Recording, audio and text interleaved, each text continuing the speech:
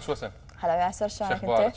طبعا بالبدايه بارك لك وبارك لكل الشعب العراقي لبدايه عمليات تحرير فلوجه، وان شاء الله يا رب تتحرر وترجع الى محافظه الانبار، وان شاء الله نتمنى طبعا السلامه لكل اهالي الفلوجه، وان شاء الله قواتنا الامنيه ينتصرون، يعني ما شاء الله عليهم بدأوا بدايه جيده، وان شاء الله طبعا نسمع الاخبار الجيده. احنا متابعين اكيد، ومراسلنا موجود هناك ونتابع اول باول كل الاحداث اللي تصير. طبعا نتمنى له السلامه المراسل ان شاء الله، السلامه لكل العوائل اللي موجوده ولكل القوات الاعلاميه اللي موجوده هناك. ان شاء الله ياسر. وسن اليوم راح اسولف وياك عن مستقبل العراق وعن مستقبل الشاب العراقي، وبالاخص في ظل هاي الظروف والظروف الاقتصاديه والوضع الامني اللي دا يمر به العراق. كنا نعرف يعني اخر سنتين بانه الوضع الامني اللي دا يمر به العراق متازم جدا، وايضا الظروف الاقتصاديه، ظرف اقتصادي دا يمر بالعراق ظرف صعب جدا، دا ينعاد بتاثير سلبي على المواطن. فبصراحه يعني كثير من الشباب بالعراق ما متفائلين بخير. طبعا انا بالنسبه لي متفائل بخير، واتمنى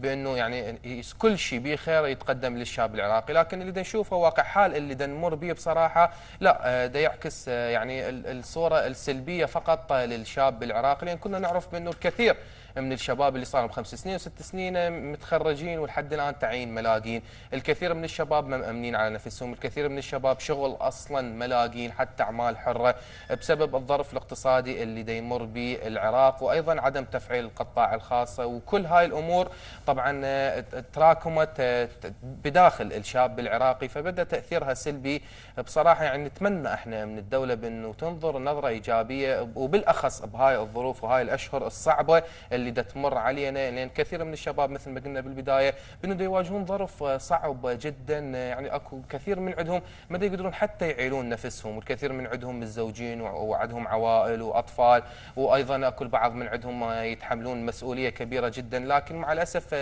قلنا الظرف الامني والوضع الاقتصادي والظرف الاقتصادي اللي دا نمر به، وخاصه هاي اخر سنتين دا تعكس صوره سلبيه للشاب العراقي، بحيث الكثير من الشباب بداوا يفكرون بالهجرة، الكثير من الشباب بدأوا يفكرون بأنه يتركون العراق، يلتجون لأي دولة حتى إن كانت عربية وكانت دولة أوروبية، من أجل بأنه يلقون فرصة عمل مناسبة لهم، من أجل بأنه يوفرون مادة لهم ولعوائلهم. خلينا نشوف آراء المواطنين بعد ما نزلنا وياهم بالشارع وسألناهم عن الأمنيات اللي يتمناها الشاب، وأيضا عن مستقبل الشاب العراقي في العراق. ماكو مستقبل، أي مستقبل للعراق ماكو. العراق بلد يتعرض إلى مؤامرات دولية. شباب العراق شباب العمل، شباب النضال أبي بطل. شباب العراق شباب العمل، شباب النضال أبي بطل. عريق الكفاح لنيل الصلاح، طويل الجهاد لعز البلاد. شلون تشوفوا مستقبل الشاب العراقي وبالاخص بهاي الظروف الاخيره اللي نمر بيها؟ والله هو كل شاب عنده طموح انه يكون المستقبل احسن، بس احنا ما جاي نلمس الاحسن، نلمس الاسوء يوم عن يوم اسوء. احزاب كل ساعه طالعه شكل، الوضع الامني تعبان، جاي تشوفه انت، يعني ماكو مستقبل بالعراق. والله دمار، يعني ماكو مستقبل بالعراق. زين انت تشوف يعني شباب احنا زين العمر قضيناه بالشارع، زين لو سكان شاي، لو تبيع سجاير، لو يعني هاي شوف البسطيات، لو تبيع اقراص من الصبح لهسه، زين محصله 3000 دينار، زين انا بايع 6000 دينار، زين 6000 دينار شو تجيب بيهن؟ شو تسوي بيهن؟ ها؟ هالوقت هذا، زين عده عائله، عده جهال، عده ايجار، زين شو تسوي يعني؟ حالتنا كلها تعبانه. والله المستقبل العراق فاشل.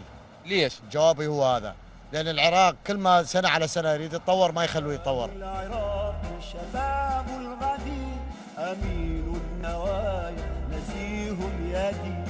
شباب العراق شباب الغد أمين النوايا نزيه اليد. عظيم الطموح نبيل الجموح، شباب الكرام بدار السلام. والله اليوم عن يوم جاي يسوي الامور حيل. يعني برايك من الشاب العراقي ما عنده مستقبل بالعراق؟ عنده مستقبل، بس على الحكومه هاي ماكو اي مستقبل. اذا كلهم عطله بطله واكو مستقبل للشباب العراقي؟ ماكو مستقبل. يعني اهم عمل يعني القضاء على الارهاب، توفير الامن. يعني القضاء على الارهاب وتوفير الامن ياتي من ايجاد اعمال للشباب. زين حجيش كم ابن عندك؟ عندي واحد وبنيتين. زين، مسفرهم لو بالعراق هنا؟ لا والله برا. ليش؟ شنو السبب طلعت؟ لأنه يعني كان الوضع يعني هذه في 2008 تقريبا كان وضع سيء، ولو الآن أيضا سيء. شلون؟ سلمك الله يحفظك. عندك أطفال؟ اي نعم عندي اطفال.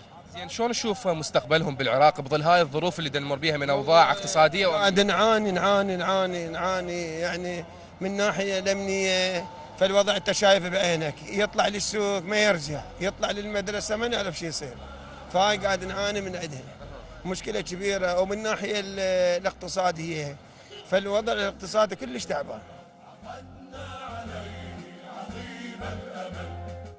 طبعا وسن مثل ما شفنا المتحدثين وايضا رجال كبار بالسن اللي هم اصحاب عوائل وعندهم اطفال، اكثريتهم فكروا بانه يخلون اطفالهم يهاجرون خارج العراق بسبب الاوضاع الامنيه والظروف الاقتصاديه اللي يمر بها العراق. فالاب يعني قام ينصح ابنه مع العلم بانه مو من كل قلبه، لان اللي يترك بلده طبعا غلطان، هذا اكبر خطا بانه وبالاخص الشاب من يترك بلده، لان المفروض ايضا من الدوله والجهات المعنيه هي بانه تحتوي الشاب، تطوره، تنمي مواهبه. لكن مع الاسف يعني وسن اللي نشوفه بالاخير وبالفتره الاخيره بانه حتى الدوله ما تقدر توفر ولو يعني جزء بسيط للشاب. الشاب ترى ما يريد يعني ذيك المطالب الهوايه ولا ذيك الباله او البداخله، يعني اشياء هوايه واشياء من المستحيل بانه توفرها الدوله. صح. وحتى يعني الاب او ام الشاب يعني نفس الحاله، هم تتمنى الخير لابنها وتتمنى شيء بسيط من الدوله بانه تقدمه الى شباب العراق. لكن احنا اللي نشوفه بالعكس بانه ماكو يعني حتى ماكو وزاره تحتوي الشباب، تعيينات بالفتره الاخيره ماكو اي شيء ايجابي للشاب، بحيث الشاب من دا يتخرج دا يفكر راسا بانه يطلع خارج العراق، يقول ممكن اشوف فرصه عمل احسن الي، ممكن اروح الدوله وضعها الامني احسن، ظروفها الاقتصادي احسن من العراق، ممكن انا من راح اروح الغير دوله راح ابدع، راح اقدر اشتغل، راح اقدر اوفر شيء لنفسي، اوفر شيء لعائلتي، راح اقدر اكون نفسي، راح اقدر اتزوج. نعم، شفت الشباب وكل اللي كانوا وياك بالتقرير كلهم كانت نظرتهم سلبيه، وهذا شيء طبيعي بسبب الظروف الامنيه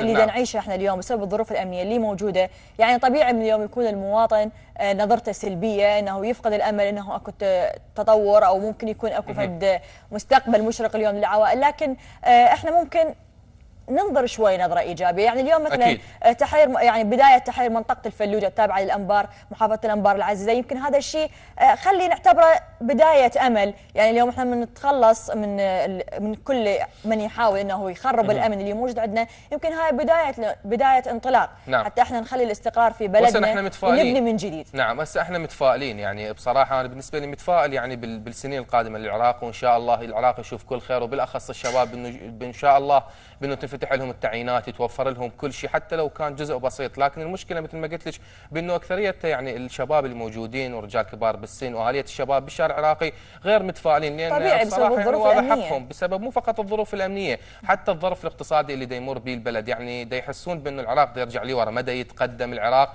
لكن احنا نتمنى وهاي امنياتنا وامنيات كل العراق، امنيات كل الشباب. طبعا ماكو شيء يبقى على حاله وما يصح الا الصحيح، وامنيات كل الشباب بانه يعني شيء بسيط توفر الدوله لهم ولو جزء بسيط، طيب بانه توفر لهم التعيين اللي هذا يعتبر حقهم، وايضا يقدرون الامان. هسه طموح كل الناس انه الامان ويحافظون على ارواح شبابهم. نعم طبعا وسن بصراحه الامان، يعني اكثريه الشباب حتى من احكي وياهم واسالهم قالوا قمنا ما نفكر بالامان، قمنا نفكر بانه شلون نعيش، شلون نوفر لقمه العيش لنا، لان تعبنا هو دا يصير الامان. نعم، من راح يصير الامان؟ راح يصير الاستثمار، راح يصير الشركات، نعم، راح يصير البناء.